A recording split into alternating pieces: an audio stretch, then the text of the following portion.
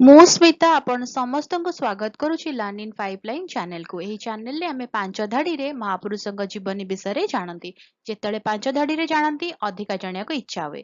ଯଦି ଅଧିକା ଜାଣିବାକୁ ଇଚ୍ଛା ଅଛି କମେଣ୍ଟରେ ଜଣେଇବେ। ଆମେ କଣ କରିବା ନା 10 ଧାଡି 15 ଧାଡି ବା ଲମ୍ବା ଏସେ ମହାପୁରୁଷଙ୍କ ବିଷୟରେ ନେଇକି ଆସିବା।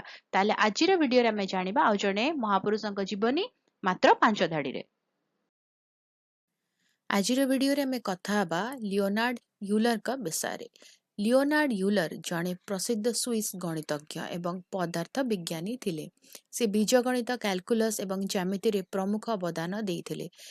ୟୁଲର ଆଜି ବ୍ୟବହୃତ ଅନେକ ପ୍ରତୀକ ପ୍ରଚଳନ କରିଥିଲେ, ଯେପରିକି ଏଫେକ୍ସ। ସେ ଜଟିଳ ସଂଖ୍ୟା ଏବଂ ଗ୍ରାଫ ତତ୍ତ୍ୱ ଉପରେ କାମ କରିଥିଲେ।